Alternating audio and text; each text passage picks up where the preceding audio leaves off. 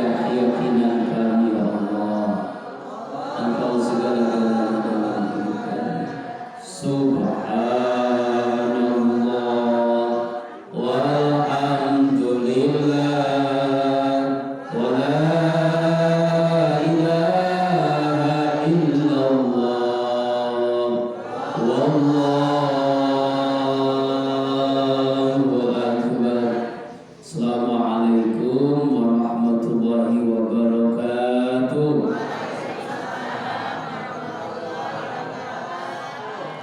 Amin ya Allah ya mujib as-sa'ilin. Subhanallah wa bihamdihi subhanallahil azim adada khalqihi wa ridha nafsihi wa zinata arsihi wa midada kalimatihi.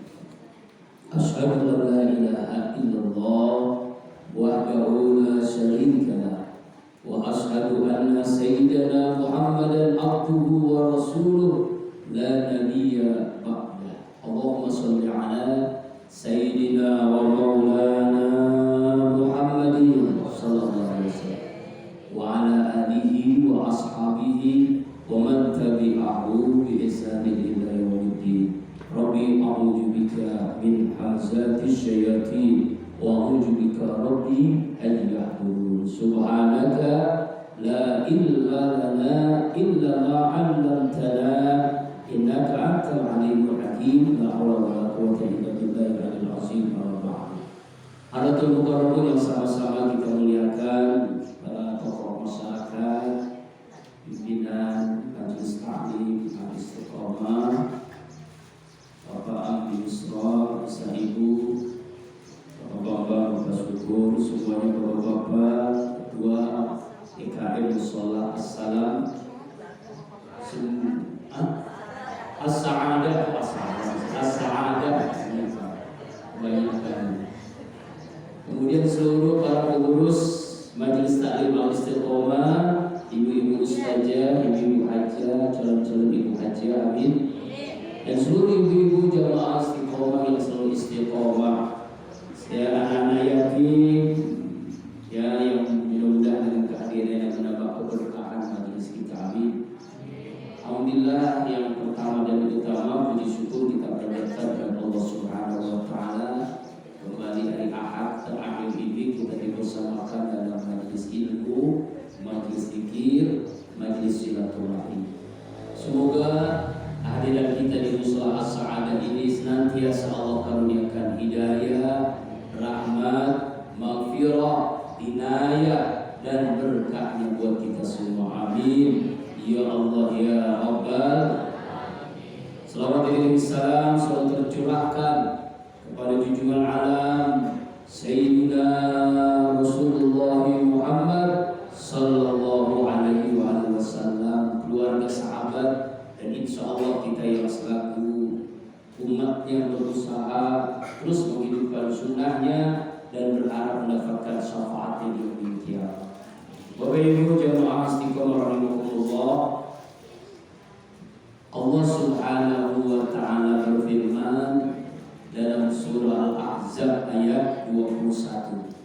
A'udzu billahi minasyaitonir rajim. Laqad kana lakum fi rasulillahi uswatun hasanah liman kana yarjullaha wal yawmal akhir wa dzakarallaha katsira.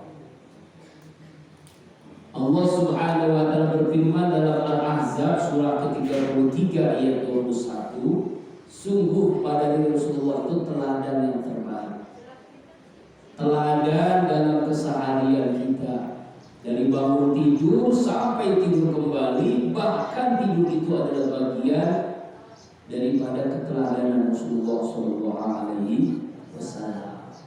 Bagaimana beliau hebatnya dalam kesehariannya, ya, duduknya hebat, dirinya hebat, berjalannya hebat, tidurnya juga hebat. Ya Bu, sebagai suami hebat, sebagai ayah hebat, kakek hebat, pemimpin perang pasukan, komandan perang hebat. presiden, kepala negara hebat, imam di masjid hebat. Dalam posisi apapun beliau hebat, karena itulah beliau teladan terbaik. Nah, di bulan Rabiul Awal ini kita kembali diingatkan untuk meneladani Rasulullah dalam keseharian kita. Kenapa kita mesti meneladani Rasul? Pertama, karena beliau manusia biasa, betul Bu? Bukan malaikat, bukan jin. Seandainya Nabi kita itu malaikat, kita sulit mencontohnya.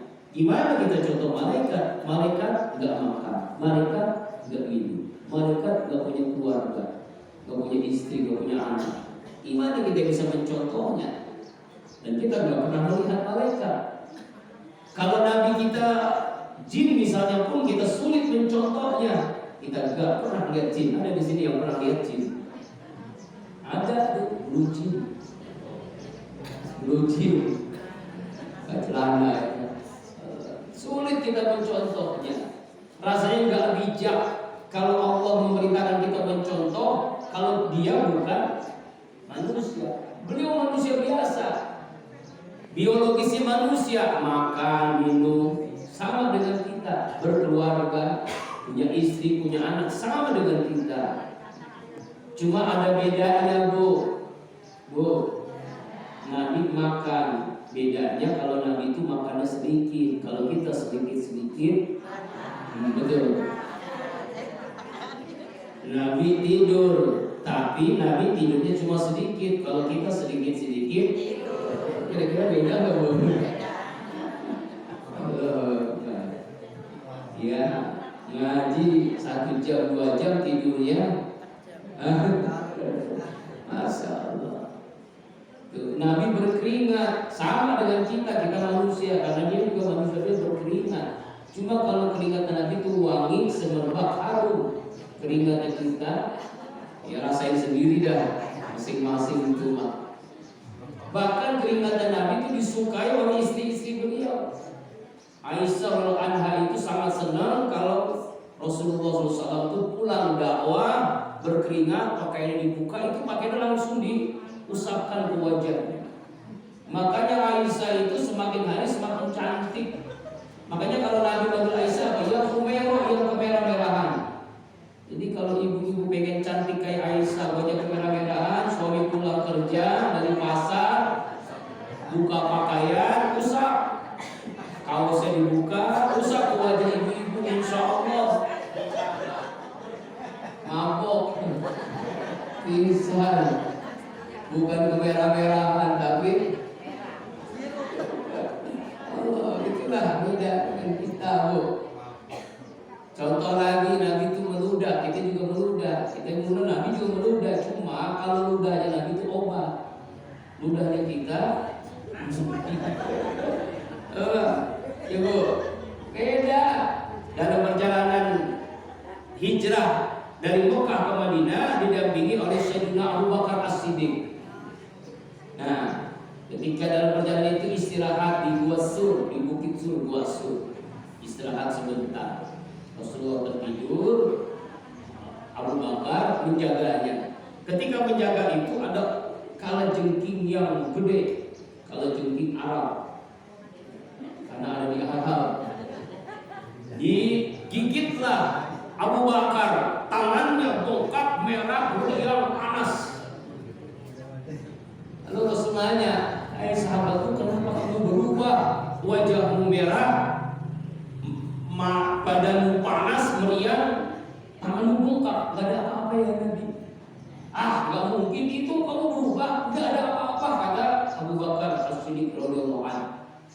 Tapi lama-lama didesak juga, ya jawab juga karena sudah saking ngebet itu tangan. Tadi ketika saya jaga kamu ya Rasul, ada kalajengking yang gigit tanganku, bengkak, ya, meriang, badan panas. Mana tanganmu? Sini. Diambil tangannya oleh Rasulullah, diludahi, Bismillahirrahmanirrahim, cepat, ringkas, langsung sembuh. Ludah Nabi obat. Coba yang ludahin ibu-ibu. Bukannya sembuh makin. Nah itu bedanya.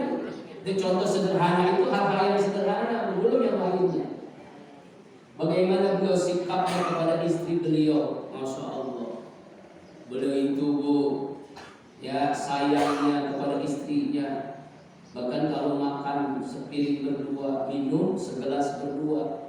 Bahkan sebelum minum pun beliau tanya, "Ya Humairah, mana bekas bibirmu?" Jadi Rasulullah minum dari bekas bibirnya Aisyah radhiyallahu anha. Praktekkan Bu, besok suami berangkat kerja, siapin kopi. Sebelum suami ibu minum kopi, ibu minum dulu. Lalu ibu ngomong, "Sunnah Nabi Bang, ya, dari bekas bibir saya."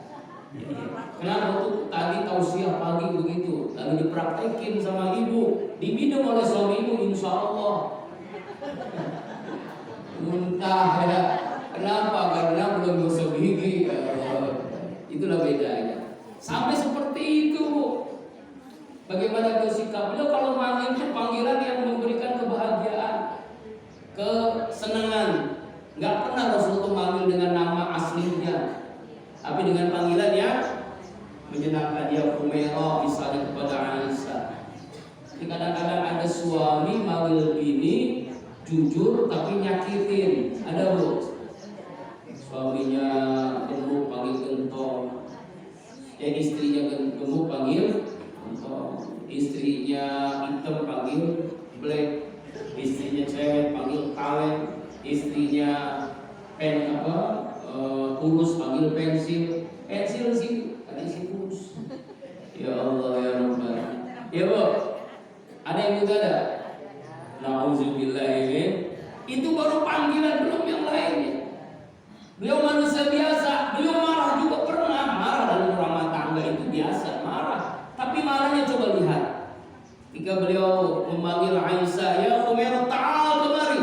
Aisyah mendekat, Nabi mukanya merah, Aisyah kaget, takut, gemetar. Namanya dipanggil oleh suaminya, dia mendekat, tapi gemetar. Ketika mendekat, apa dengan Rasulullah SAW? Dia peluk, dia cium istrinya. Marahnya Nabi apa Bu? Peluk, cium. Marahnya kita suami apa? Piring terbang, panci terbang, handphone terbang, TV terbang. Ya Allah, ya Rabbana. Tuh, nauzubillahi min. Itu marahnya Nabi itu. Belum yang baiknya Nabi. Ya Allah, beliau mengajarkan kepada kita. Makanya suami terbaik. Coba contoh Rasulullah Sallallahu Alaihi. Ibu-ibu bagaimana contoh Khadijah bagaimana menjadi istri yang salehah. Ya, contoh Khadijah, Masya Allah luar biasa membantu perjuangan Nabi dalam dakwah. Ya Bu, Aisyah anha bagaimana? Ya, ummatul mukminin ya, ibunya orang-orang beriman itu ya istri-istrinya Rasulullah Sallallahu Alaihi Wasallam, membantu perjuangan dakwahnya Rasulullah Sallallahu Alaihi Wasallam. Jangan seperti Ummu Jamil, kenal Ummu Jamil? Gak kenal? Istrinya Abu Lahab. Waduh, itu kedua-duanya ponis neraka. Tabat yada abi lahabi wa tab, ma'agna anhu malu wa makasab, wa mra'atuhu hammalatal wa istrinya sama. Istri itu membantu bagaimana dakwah Rasulullah itu dihalangi dengan berbagai cara. Jadi sama-sama CS ini, suami istri neraka sama-sama CS. Padahal Ummu Jamil itu cantik luar biasa, makanya Ummu Jamil ibunya yang paling cantik fisiknya, tapi akhlaknya kayak suaminya. Sama-sama jahatnya kepada Nabi luar biasa. Nauzubillahi min. Makanya ada tipe wanita yang solehah, istrinya Nabi Ibrahim. Luar biasa beliau. Ya, Siti Sarah itu luar biasa. Bahkan memaksa suaminya untuk kawin lagi. Karena berpuluh-puluh tahun nikah gak punya anak, dipaksa supaya nikah lagi. Apa bisa dipaksa? Siti Sarah itu kan akhirnya nikah lagi, itu dipaksa ya mau kan nikah dengan budaknya Siti Hajar. Iya kan? Kedua-duanya punya anak dan kedua-duanya Nabi Ismail dan Ishak alaihissalam. Jangan seperti istrinya Nabi Nuh, istrinya Nabi Lut, na'udzubillah dulu. Itu kedua-duanya neraka itu.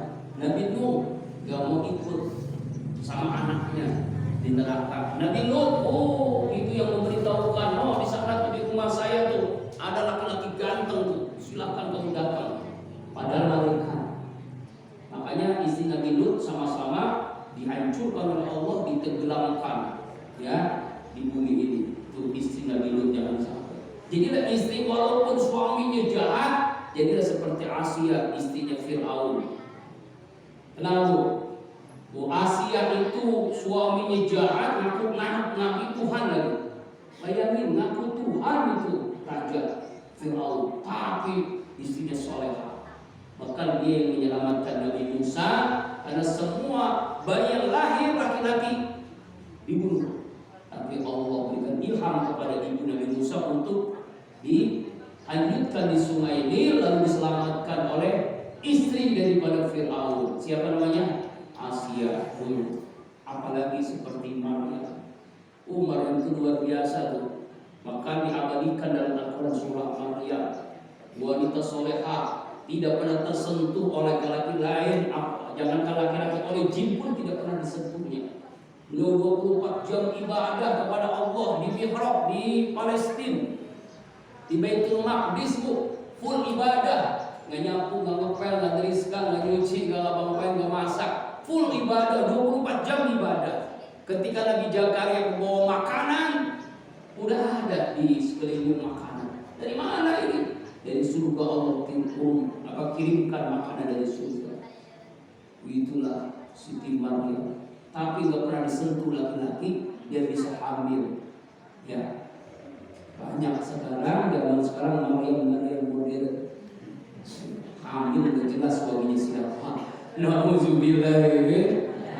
Itu beda ya, beda. Innama amruhu idza arada syai'an ayyakuna lahu.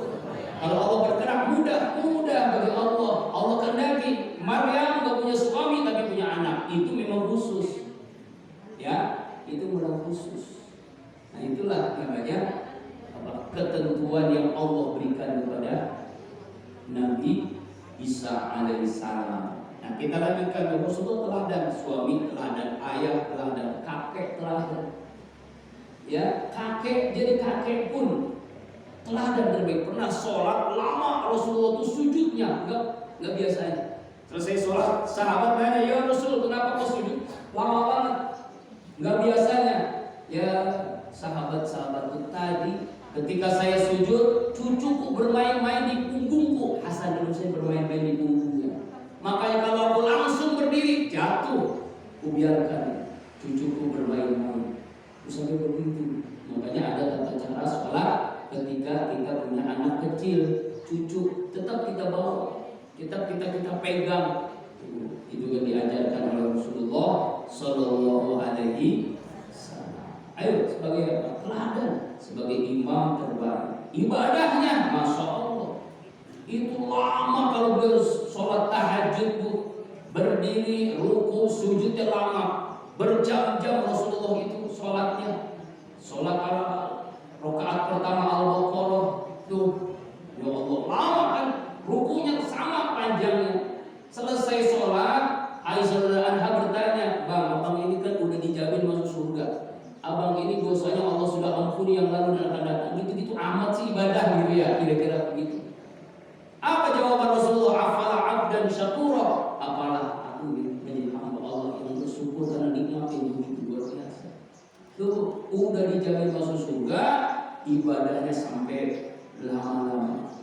Ya Allah. Bahkan kakinya bengkak lantaran lama berdiri ruku sujudnya. Saya yakin di sini ibu juga ada yang suka kakinya bengkak. Jatuh dari motor, astagfirullah ya. Ya, tapi saya yakin lulus-lulusan aja habis tahajud semalam. Amin ya Allah ya Rabbal. Insya. Nah itu. Apalagi Rasulullah, dermawannya, wah, masya Allah, kering seperti angin yang bertiup. Bahkan Rasulullah itu kalau ada sahabat meninggal dunia nggak punya harta, dia punya hutang, Nabi yang bayarin hutangnya. Ya Allah. Bahkan Rasulullah tuh nggak punya tidur kalau di rumahnya masih ada duit. Ya Humairah, ada nggak uang? Masih ada, sedekahkan, infakkan. Jadi sebelum tidur itu beliau tanya dulu masih ada duit ke di rumah. Beda dengan kalau Nabi nggak bisa tidur kalau di rumah masih ada duit.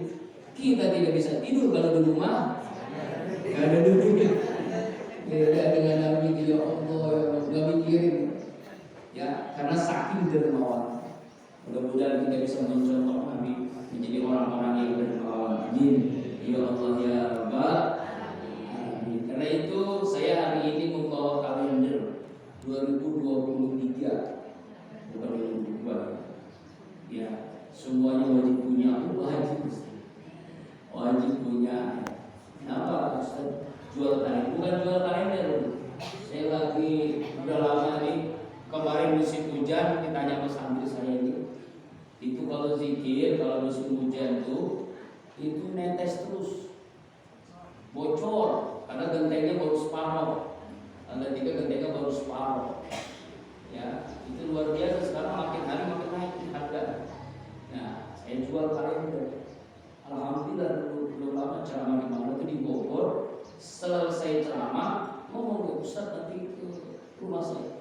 Rumah saya minta 5 kalender, dia minta 5 kalender, dikasihnya 2 juta. Alhamdulillah.